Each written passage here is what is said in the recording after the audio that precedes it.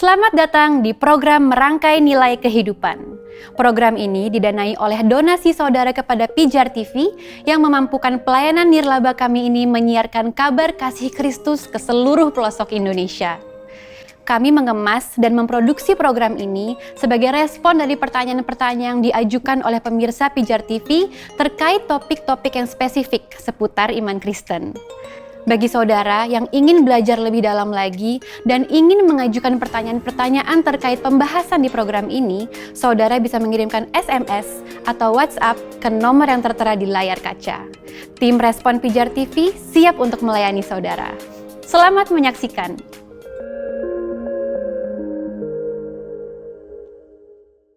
Shalom pemirsa Pijar TV yang dikasihi Tuhan. Kita jumpa lagi dalam program Merangkai Nilai Kehidupan. Seperti biasa kita akan membahas topik-topik yang menarik yang tentunya harapan saya dapat memberkati saudara sekalian. Pada kesempatan ini kita akan membahas sebuah topik mengenai waktu. Apa itu waktu? Kapan waktu itu ada? Dan bagaimana kita harus menggunakan sisa waktu kita secara bijak? Jawaban dari pertanyaan-pertanyaan itulah yang akan kita bahas pada kesempatan ini. Kalau kita melihat di Alkitab, ada 3 kata yang digunakan untuk mendefinisikan waktu. Yang pertama adalah kronos. Apa yang dimaksud dengan kronos? Kronos adalah suatu siklus waktu yang biasa, yang selalu ada dalam kehidupan kita. Kronos adalah waktu yang berhubungan atau dapat diukur dengan jam, hari, tanggal, bulan, tahun, dan sebagainya. Baik sebagai waktu untuk jangka pendek, misalnya sekejap mata, maupun jangka panjang seperti ratusan tahun. Kronos dapat juga dimengerti sebagai deretan peristiwa dan kemungkinan yang terjadi dalam hidup manusia. Oleh sebab itulah kita sering mendengar kata kronologi. Ya, itu kronos. Arti pertama. Dan yang kedua, Alkitab mendefinisikan waktu dengan kata aion. Kata aion dipakai untuk menunjukkan waktu yang lama sekali atau waktu yang tidak terbatas. Oleh sebab itu, waktu aion biasanya dipakai untuk suatu rentang waktu mulai dari penciptaan manusia sampai dengan kedatangan Kristus di kalinya yang kedua. Atau juga tentang waktu kekekalan, yaitu suatu waktu yang tanpa batas atau tidak pernah berakhir. Dan yang ketiga, kata waktu di dalam Alkitab disebut juga kairos. Kata kairos berbicara tentang periode tertentu. Kalau waktu itu sudah lewat, dia tidak akan pernah kembali lagi. Itulah kairos. Coba kita lihat di Roma 5 ayat 6. Ya. Roma 5 ayat 6, saya pakai yang versi bahasa Indonesia sehari-hari. Ketika kita dalam keadaan tidak berdaya, Kristus mati untuk kita pada waktu yang tepat yang ditentukan Allah. Kata waktu di sini itu kairos. Di dalam Galatia 6 ayat 10 juga dikatakan, karena itu selama masih ada kesempatan bagi kita, marilah kita berbuat baik kepada semua orang, tetapi terutama kepada kawan-kawan kita seiman. Di situ ada kata kesempatan. Selama masih ada kesempatan bagi kita. Nah, kesempatan itu bahasa aslinya kairos. Jadi kairos berbicara tentang waktu dalam konteks kesempatan. Yaitu suatu momen yang muncul dan tidak pernah berulang kembali. Artinya apa? Kalau kesempatan tidak digunakan, maka waktu atau kairos akan hilang. Kalau kita tidak bijak dalam mengatur kairos kita akan kehilangan banyak kesempatan yang Tuhan sudah sediakan bagi kita. Pemirsa Pijar TV yang dikasihi Tuhan, jadi kita sudah mengerti bahwa dalam Alkitab ada 3 definisi waktu, yaitu kronos, aion, dan kairos. Nah, sekarang pertanyaannya, kapan Tuhan menciptakan waktu? Sejak Allah melakukan penciptaan mulai dari hari pertama, hari kedua, hari ketiga, dan seterusnya, sejak itulah sebetulnya dikenal apa yang disebut dengan waktu. Jadi waktu dimulai ketika ada sebuah kehidupan. Kalau tidak ada kehidupan, tentunya tidak ada waktu. Waktu adalah anugerah Tuhan kepada kita, dan melalui waktu juga Tuhan hendak menyatakan rencana dan rancangannya dalam hidup kita. Berbagai kegiatan telah dilakukan oleh banyak manusia untuk mengisi waktu. Tentunya yang diberikan oleh Tuhan kepada kita ya. Dan apa yang mereka lakukan? Mereka melakukan rutinitas pekerjaan, membangun hubungan dengan sesama, dan lain sebagainya. Namun segala sesuatu itu ada waktunya, yaitu dalam konteks bahwa segala sesuatu ada batasnya dan tidak bersifat kekal. Yang bersifat kekal hanya Allah sebagai pencipta waktu. Bahkan Salomo menjelang akhir hidupnya menulis dalam kitab Pengkhotbah bahwa semuanya adalah sia-sia. Ia melihat bahwa segala jerih payah manusia adalah sia-sia, bagaikan usaha menjaring angin, kata Pengkhotbah.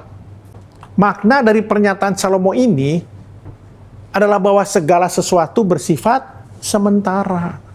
Kita tahu bahwa Salomo adalah satu-satunya orang yang memiliki kenikmatan di muka bumi ini yang paling banyak. Dia memiliki kekuasaan, dia memiliki kekayaan, dia memiliki kebijaksanaan yang dipuji hampir di seluruh pelosok negeri. Bahkan kerajaan-kerajaan di sekitar kerajaan Salomo itu mengakui kebijaksanaan Salomo. Dan Salomo adalah orang yang paling banyak memiliki istri. Ada 700 istrinya dan 300 gundiknya. Tetapi dia menulis apa? Segala sesuatu adalah sia-sia. Di dalam Pengkhotbah 4 ayat 7 dikatakan demikian. Aku melihat lagi kesia-siaan di bawah matahari. Dan di dalam Pengkhotbah 5 dia juga mengatakan, sebagaimana ia keluar dari kandungan ibunya, demikian juga ia akan pergi. Telanjang seperti ketika ia datang, dan tak diperolehnya dari jerih payahnya satu pun yang dapat dibawa dalam tangannya. Ini pun kemalangan yang menyedihkan. Sebagaimana ia datang, demikian pun ia akan pergi. Dan apakah keuntungan orang tadi yang telah berlelah-lelah menjaring angin? Pada awal mula manusia diciptakan itu sangat sempurna oleh Allah. Kenapa sempurna? Karena diciptakan segambar dengan Allah. Namun karena manusia jatuh ke dalam dosa, maka apa yang ditulis Salomo ini di dalam Pengkhotbah, itulah yang terjadi sekarang ini. Bahwa semuanya adalah sia-sia. Pertanyaannya sekarang begini, mengapa Allah mengizinkan manusia masuk dalam hal-hal yang seperti ditulis oleh Salomo? Yang Salomo katakan, semua yang ada di bawah langit ini adalah sia-sia. Ada beberapa hal yang dapat kita renungkan ketika kita membaca apa yang ditulis Salomo. Dan mengapa Tuhan izinkan terjadi dalam hidup kita. Yang pertama, agar kita mengerti bahwa waktu adalah milik Tuhan. Waktu adalah milik Tuhan. Banyak orang tidak mengerti dan mereka berpikir bahwa waktu adalah milik mereka sendiri. Coba kita uji diri kita sendiri ya. Apakah kita menyadari bahwa waktu itu adalah milik Tuhan? Coba kita renungkan apa yang kita lakukan, katakanlah 2 jam yang lalu. Apa yang kita lakukan 4 hari yang lalu, 1 minggu yang lalu, 1 bulan yang lalu. Apakah hal-hal yang kita lakukan itu menyia-nyiakan waktu atau tidak? Hal-hal apa yang kita pilih untuk kita kerjakan dalam mengisi waktu-waktu tadi itu? Kita bisa berjam-jam menikmati acara TV, tetapi kita sudah sangat mengantuk dan tertidur bila mulai membaca Alkitab. Bahkan ada yang orang baca 5 ayat langsung tidur. Apakah tindakan kita menyatakan bahwa waktu adalah milik Tuhan? Seberapa banyak waktu yang Tuhan berikan kepada kita? Ada 24 jam. Apakah kita sudah memakainya untuk kemuliaan Tuhan? Atau dari 24 jam itu berapa yang sudah kita pakai hanya untuk kesenangan tubuh kita? Dan kita tahu tubuh ini adalah tubuh yang fana. Kalau kita mengerti bahwa waktu ini milik Tuhan, kenapa kita masih belum menghargai waktu? Kenapa kita masih berbuat dosa? Ketika kita menyadari bahwa waktu adalah milik Tuhan, maka kita akan memiliki rasa takut kepada pemiliknya. Yaitu siapa? Tuhan. Itu yang pertama. Yang kedua, bagaimana kita dapat menggunakan waktu dengan efisien dan baik? Kita tahu sebelum Paulus bertobat, apa yang dia lakukan? Dia mengerjakan hal-hal yang sia-sia, yang mendukakan hati Tuhan. Dan kita tahu Tuhanlah pemilik waktu. Tetapi setelah dia bertobat, apa yang dia lakukan terhadap waktu yang dia miliki? Paulus menggunakan waktu yang dia miliki, itu sangat efisien, hanya untuk kemuliaan Tuhan. Bahkan ketika di penjara pun, dia tidak menyia-nyiakan waktunya. Paulus banyak menulis surat-surat kepada jemaat di Roma, di Galatia, Efesus, Filipi, Tesalonika. Bahkan Paulus merasa kekurangan waktu karena banyak tempat-tempat yang tidak dia bisa kunjungi, yang semata-mata untuk memberitakan Injil keselamatan. Karena dia di penjara di Roma. Kalau saat ini kita bisa bekerja di satu perusahaan, percayalah bahwa itu semua karena kehendak Tuhan. Bersyukurlah masih banyak orang di sekitar kita yang tidak memiliki pekerjaan. Pernahkah kita menghargai waktu yang diberikan oleh perusahaan di mana kita bekerja? Carilah rencana dan kehendak Allah dalam hidup kita. Mengapa kita bisa bekerja di perusahaan ini? Hati-hati bila kita bekerja dan menjalani hidup sebagai suatu rutinitas. Kita bisa terjebak seperti Salomo, yang akhirnya semua adalah sia-sia. Tidak ada satu orang pun sebelum Salomo atau sesudah Salomo yang bisa menikmati hidup seperti Salomo. Dia memiliki segalanya, tetapi dia mengatakan semua adalah sia-sia. Dan pada saat akhir hidupnya, dia mencondongkan diri dan mengikuti allah-allah lain. Apa yang dia nikmati dan dia miliki di dunia, semuanya sia-sia. Jangan melihat hidup ini dari pandangan manusia seperti Salomo. Ia mengatakan semuanya sia-sia. Kenapa? Karena dia melihatnya dari pandangan manusia. Tetapi ketika kita mengisi waktu dengan fokus untuk memuliakan Tuhan, seperti Paulus, maka kita akan sukses melakukan kehendak Tuhan. Segala sesuatu yang kita lakukan semata-mata tidak akan sia-sia. Karena apa? Karena kita lakukannya untuk kemuliaan Tuhan.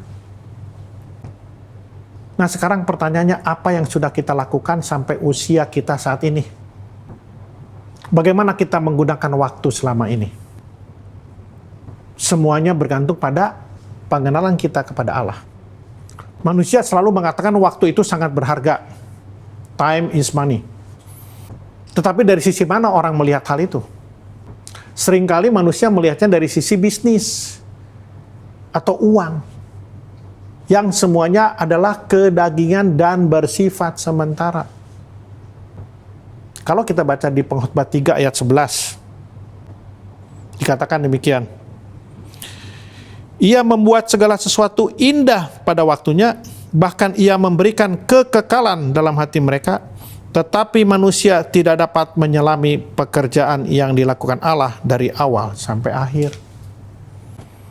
Ayat ini menggambarkan bahwa Allah membuat segala sesuatu indah pada waktunya. Segala sesuatu yang Tuhan berikan adalah yang terbaik dan waktunya yang paling tepat. Tetapi kita sering gagal dalam mengerti bahwa Allah sudah memberikan waktu yang tepat. Banyak orang menjalani hidup ini seperti Yunus. Tahu Yunus kan? Dia menyia-nyiakan waktu, dia menyia-nyiakan seluruh kehendak Tuhan, dia menyia-nyiakan kairos. Ketika dia mau diutus oleh Tuhan. Bagaimana dengan kita? Apakah kita menyia-nyiakan rencana dan waktunya Tuhan? Apa kehendak Tuhan yang harus kita lakukan hari ini? Itulah yang harusnya menjadi fokus kita setiap hari ketika kita bangun pagi. Semua masalah dan pergumulan yang kita hadapi, semua itu sebenarnya indah pada waktunya. Tetapi kita melihat pada waktu ini adalah harus dari dimensi Allah, bukan dari dimensi manusia. Pada saat Yusuf dijual ke ke tanah Mesir, ya, oleh kakak-kakaknya, itu semua ada di dalam rencana Allah.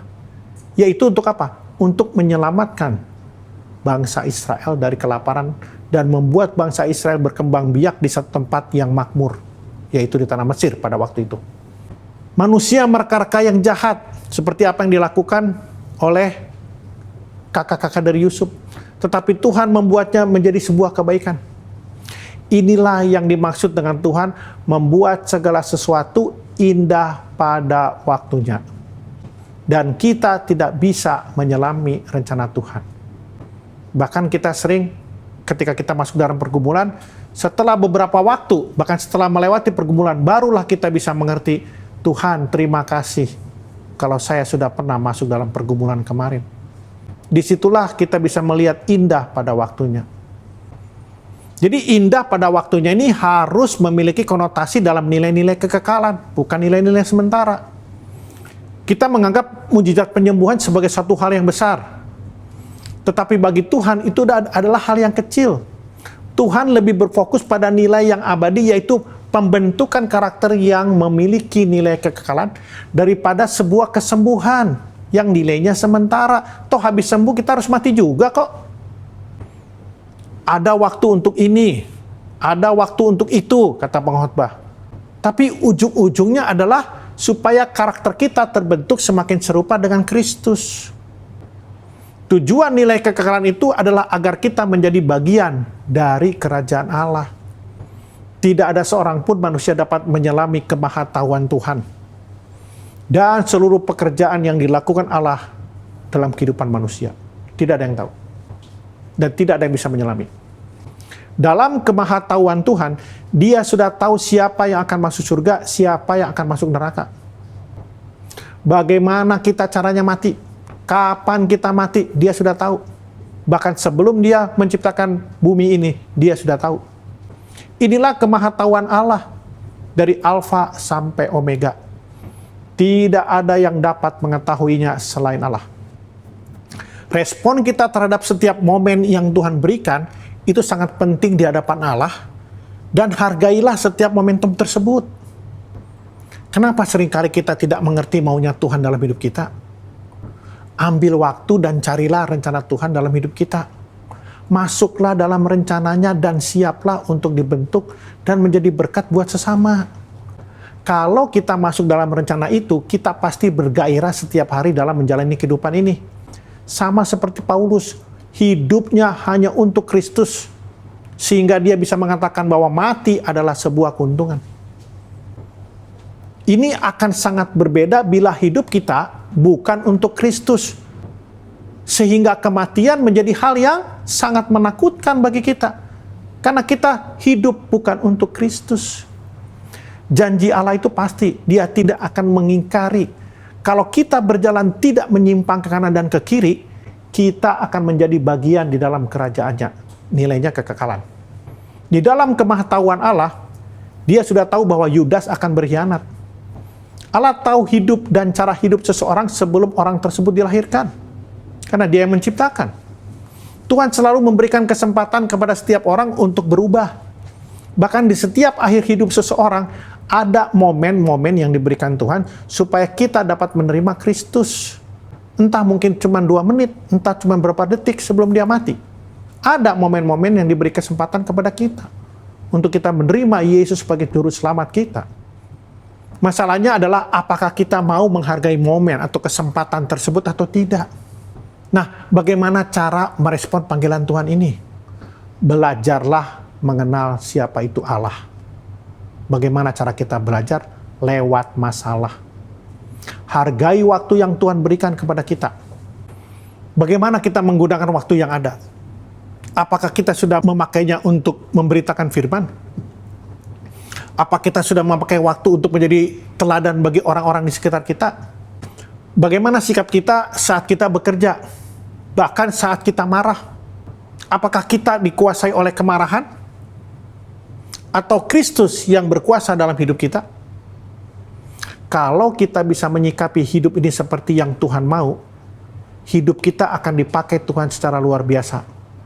Dan Tuhan akan menambahkan pekerjaan yang lebih besar lagi yang ujungnya adalah kekekalan yang Tuhan tanamkan di dalam hati kita. Hargai setiap kesempatan dan momentum yang Tuhan berikan, dan responilah itu sesuai dengan kehendak Tuhan. Hiduplah berkenan di hadapan Allah. Pemirsa Pijar TV yang dikasihi Tuhan, sekarang bagaimana kita dapat menilai sebuah waktu? Kalau saya tanyakan kepada saudara, berapa nilai waktu 1 tahun? Berapa nilai waktu 1 hari? Bahkan berapa nilai waktu 1 detik? Untuk mengetahui nilai 1 tahun, tanyakan pada mahasiswa yang gagal dalam ujian. Untuk mengetahui nilai 1 bulan, tanyakan pada ibu yang melahirkan prematur. Untuk mengetahui nilai 1 minggu, tanyakan pada editor majalah mingguan. Untuk mengetahui nilai 1 hari, tanyakan pada buruh harian yang harus memberi makan 6 orang anak. Untuk mengetahui nilai 1 jam, tanyakan pada seseorang yang sedang menunggu kedatangan kekasihnya. Untuk mengetahui nilai 1 menit, tanyakan pada orang yang baru saja ketinggalan kereta. Untuk mengetahui nilai 1 detik, tanyakan pada orang yang baru saja terhindar dari kecelakaan. Bahkan untuk mengetahui nilai 1 milidetik, tanyakan pada juara dunia lari 100 meter. Betapa berharganya waktu bagi mereka-mereka ini. Sekarang bagaimana dengan kita? Apakah kita sudah menghargai waktu yang Tuhan berikan kepada kita? Pernahkah dalam doa pagi kita mengucap syukur atas 1 hari yang Tuhan berikan kepada kita? Atau setiap kita bangun pagi selalu menganggap bahwa waktu itu adalah sebuah rutinitas belaka yang Tuhan berikan kepada kita? Take it for granted. Kadang kita tidak mau menghargai waktu yang Tuhan berikan. Coba kita introspeksi diri dan bertanya, sudah berapa lama sebetulnya Tuhan memberikan waktu kepada saya? Tentunya jawabannya berbeda-beda. Tergantung umur saudara masing-masing. Misalkan kalau saudara sekarang berumur 35 tahun atau berumur 70 tahun, berarti Tuhan sudah memberikan waktu kepada kita sebanyak itu. Masalahnya apakah waktu-waktu yang Tuhan berikan itu sudah kita kelola secara bertanggung jawab kepada pemilik waktu, yaitu Allah sendiri? Nah, hal yang terpenting bagi kita adalah bagaimana kita menggunakan waktu secara bijak dan sesuai dengan rencana Tuhan. Bagaimana caranya? Ada 3 hal yang harus kita ketahui. Yang pertama, kita harus bertanggung jawab terhadap hidup kita. Waktu itu bagaikan sebuah buku catatan, di mana kita bertanggung jawab terhadap apa yang ingin kita tulis di dalam buku tersebut. Jadi bukan seberapa lama kita hidup, melainkan bagaimana kita hidup. Itulah yang lebih penting. Di dalam Galatia 6 ayat 5 disebutkan bahwa tiap-tiap orang akan memikul tanggung jawabnya sendiri. Kita bertanggung jawab terhadap apa yang kita putuskan. Ingat, ketika saudara saat ini katakanlah berumur 50 tahun, dan cara pandang saudara terhadap kehidupan ini masih sama dengan cara pandang saudara ketika saudara berumur 30 tahun. Artinya apa? Berarti saudara telah kehilangan waktu selama 20 tahun. Coba renungkan, berapa banyak waktu yang Tuhan sudah berikan. Bagaimana kita mengelola waktu-waktu tersebut. Dan yang kedua, kita harus mau diajar oleh waktu, dan melalui waktulah kita diubahkan. Setiap kejadian yang terjadi dalam hidup kita, Tuhan izinkan terjadi untuk kita belajar, dan yang pada akhirnya akan merubah kita sesuai dengan rencananya. Coba kita renungkan bahwa waktu itulah yang akan merubah kehidupan kita.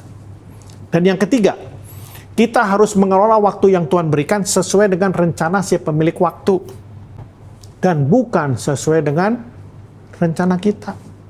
Seberapa sering waktu yang Tuhan berikan tidak kita pakai dan rencanakan sesuai rencana Allah. Sering manusia berencana sesuai dengan keinginan dagingnya. Betul apa tidak? Coba kita renungkan kembali. ketiga hal ini.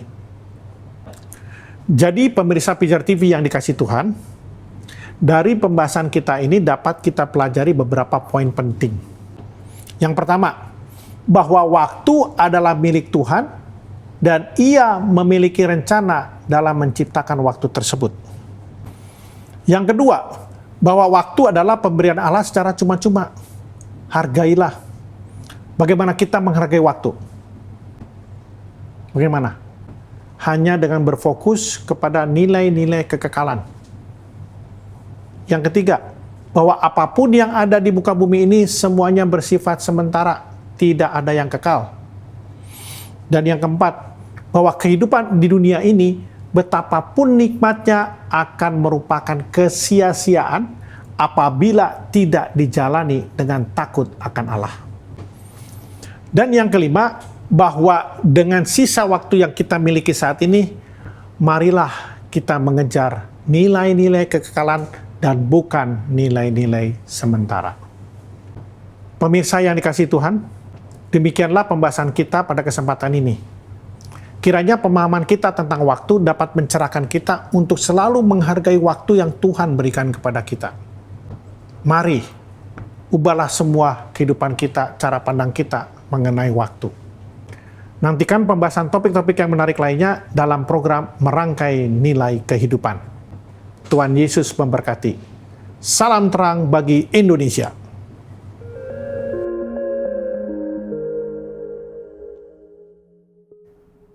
Terima kasih saudara telah menyaksikan program Merangkai Nilai Kehidupan. Kiranya program ini dapat membantu kita semua bertumbuh dalam pengenalan yang benar akan Tuhan. Bagi saudara yang ingin bertanya atau didoakan, silahkan kirim SMS dan WhatsApp ke nomor yang tertera di layar. Tim Pijar TV rindu melayani saudara. Dan bagi saudara yang rindu untuk berpartisipasi dalam pengabaran Injil melalui siaran televisi Pijar TV ini, saudara bisa mengirimkan donasi saudara ke nomor rekening BCA 5055182121 atas nama Yayasan Pelayanan Media Indonesia. Mari bersama kita menyebarkan kebenaran firman hingga ke seluruh pelosok negeri. Salam terang bagi Indonesia.